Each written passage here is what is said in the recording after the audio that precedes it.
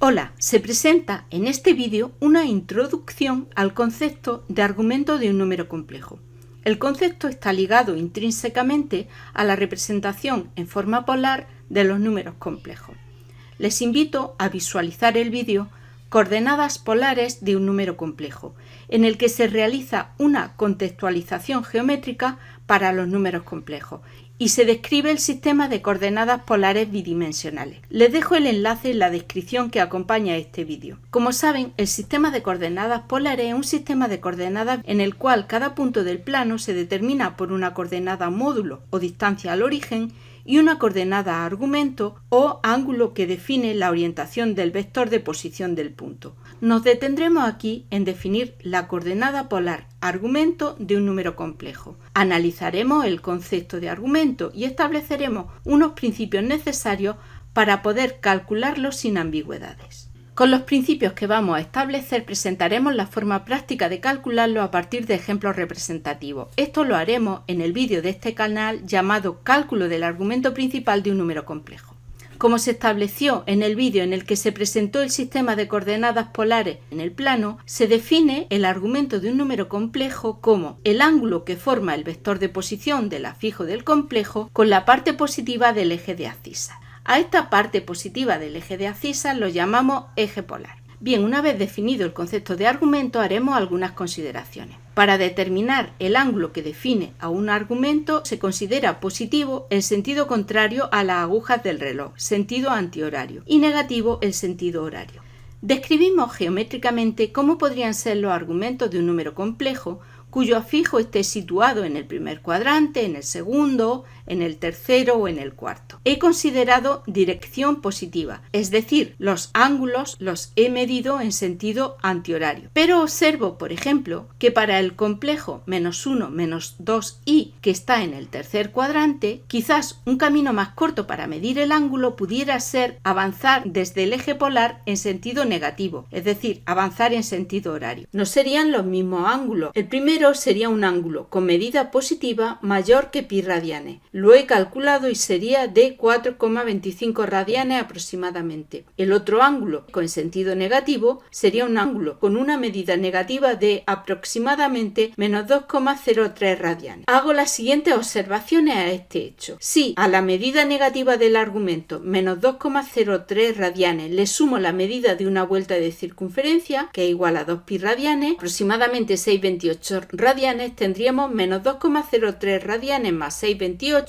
igual a 4,25 radianes, que es el ángulo que se había medido en sentido positivo. También observo que 4,25 más 2,03 es igual a 6,28, es decir, 2 pi radianes. Es decir, son ángulos conjugados, ya que suman una vuelta de circunferencia. Bien, hemos medido dos ángulos distintos que definen la orientación del afijo de un mismo número complejo, es decir, dos medidas para el mismo argumento. Pero adelanto que podría haber más medidas distintas de ángulos que definen al mismo argumento. Aquí vamos a tener un problema. La medida del argumento de un número complejo no va a estar definida unívocamente. La misma problemática de medición se presenta con el argumento que correspondería al número complejo 3 menos 3i, situado en el cuarto cuadrante. Podríamos medir en sentido positivo la orientación de su vector de posición con un ángulo de 7 pi cuartos radianes, ángulo que representa el argumento de ese número 3 menos 3i, o bien medir en sentido negativo y obtener una medida de menos pi cuartos radianes, que también representaría al mismo argumento. Como se puede comprobar, si a la medida negativa menos pi cuartos radianes le sumamos una vuelta, 2 pi radianes, se obtiene 7 pi cuartos radianes, ángulo que coincide con el que habíamos obtenido en sentido positivo. Por tanto, hemos detectado dos cuestiones relacionadas que causarán confusión. Medimos los ángulos siempre en sentido positivo, sea cual sea la posición del número complejo, o solo nos movemos en sentido positivo si el afijo está en el primer y segundo cuadrante, y para los afijos de los complejos que estén en los cuadrantes tercero y cuarto nos movemos en sentido horario o negativo. La segunda cuestión o segundo problema que nos encontramos ya ha quedado puesto de manifiesto en los ejemplos anteriores. Si a la medida de un ángulo que representa un argumento le sumamos la medida de una vuelta 2 pi radianes, obtenemos obtenemos una nueva medida de un ángulo que representa al mismo argumento. Esto también ocurre si sumamos las medidas de 2 vueltas, 4 pi radianes, 3 vueltas, 6 pi radianes y así sucesivamente. Todas esas medidas representarán al mismo argumento. También podemos restar la medida de una vuelta, es decir, menos 2 pi radianes, 2 vueltas y así sucesivamente. Volveremos a obtener el mismo argumento de partida. Conclusión: para cada número complejo se pueden determinar infinidad de medidas que representen a su argumento. Medidas que se diferencian entre sí en un número entero, puede ser positivo o negativo, de veces 2pi. Tenemos, por tanto, un problema de multiplicidad de los argumentos de un número complejo. El argumento de un número complejo es un conjunto de números que se obtiene sumando o restando 2 pi radianes a cualquiera de ellos. Se debe establecer un sistema para elegir un representante entre todos ellos. Así, introducimos el concepto de argumento principal, que se deberá definir en un intervalo de amplitud 2pi, ya que para un número complejo solo un ángulo de entre todos los que representa a su argumento quedaría encuadrado en ese intervalo de longitud acotada 2pi. Ya no podríamos sumar o restar vueltas porque nos saldríamos o rebasaríamos la longitud de ese intervalo de longitud 2pi. Veamos ahora cómo elegimos ese intervalo acotado de longitud 2pi. La elección que se haga también va a resolver el problema de la forma de medir en sentido positivo o en sentido positivo y negativo.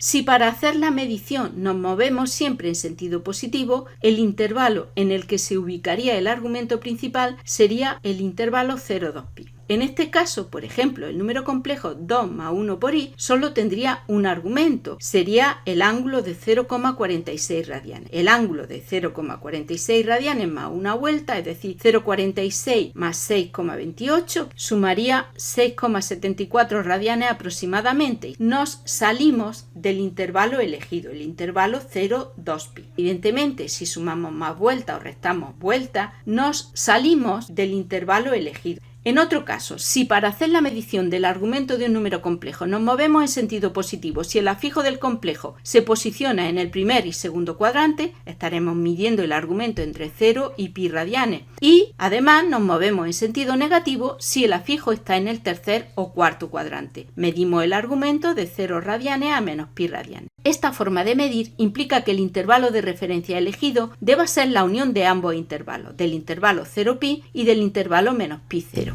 Por tanto, será el intervalo menos pi el intervalo de referencia elegido, intervalo que también tiene longitud 2pi. Excluimos el ángulo de menos pi radianes porque menos pi más 2pi es igual a pi, es decir, menos pi y pi representan el mismo argumento y queremos evitar esa duplicidad para definir el argumento principal. Con esta elección para medir el ángulo, la del intervalo de referencia menos pi, excluido el extremo menos pi, el argumento principal será el ángulo de entre todos los que representan al argumento de un mismo número complejo, el ángulo que tenga medida incluida en este intervalo. Es decir, medimos ángulos mayores que menos 3,14 y menores o iguales a 3,14 aproximadamente radianes. Para el ejemplo del número complejo 2 más 1 por i, este número tendría como argumento principal el ángulo de 0,46 radianes. Pero, por ejemplo, su conjugado, el número complejo 2 menos 1 por i, tendría como argumento principal el ángulo de menos 0,46 radianes, en contraste con el ángulo de 5,81 radianes, que sería el que correspondería a la elección del intervalo 0,2pi para encuadrar el argumento principal.